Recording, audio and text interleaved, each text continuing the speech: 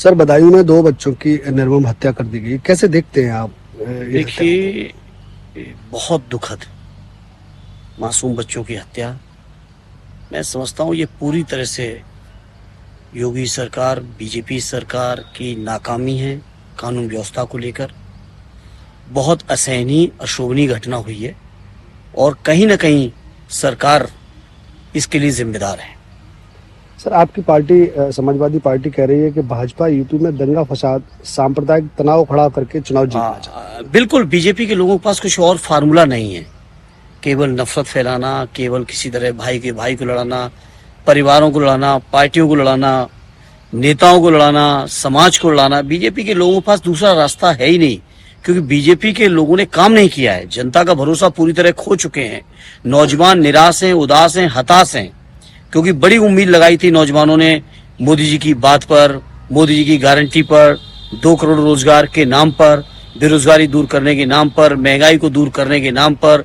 किसान भाइयों ने उम्मीद लगा ली थी कि कहीं ना कहीं उनकी आमदनी दूनी की बात अगर मोदी जी ने की है या बीजेपी ने की है तो शायद पूरी होगी। बहुत सारे मुद्दों पर लोगों ने उम्मीद भी लगाई थी और उम्मीद ही नहीं लगाई थी। 2 बार उनकी सरकार भी बना दी बहुत बहुमत के साथ, चाहे उत्तर प्रदेश हो, चाहे दिल्ली की केंद्र की सरकार हो, सरकार बनाई है। लेकिन आज जब लगातार यूपी और दिल्ली मिला के 4 सरकारें दे दी हैं बीजेपी को, तो बहुत लोग निराश हैं, उदास हैं, मायूस हैं बीजेपी की नीतियों से, क्योंकि बेरोजगारी लगातार बढ़ रही है और रोजगार देने के नाम पे परीक्षाएं आउट होती हैं, लेकिन पर्चे लीक कर दिए जाते हैं। पर्चा लीक करके नौजवानों के भविष्य के साथ खिलवाड़ हो रहा है।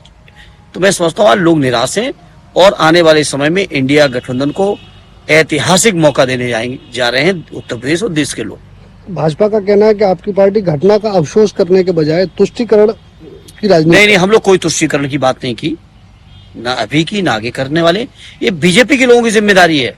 ये जो बुलडोजर बाबा कहते हैं, उनके बुलडोजर बाबा के समय पे ये ऐसा काम क्यों हो रहा है, जवाब सरकार को देना है। इसमें कोई समाजवादियों का रोल नहीं है। मैनपुरी में भाभी को घेरने के लिए बीजेपी कुछ ऐसी खबरें आ रही हैं कि अपर्णा जी को मैदान में उतार सकते। देखिए, किसको उतारेंगे बीजेपी के लोग, ये तो बीजेपी के लोग जाने। इस बात से ना हमारा कोई सारोकार है, ना हमारा कोई वास्ता है। लेकिन मैनपुरी को मैंने बहुत समझा है।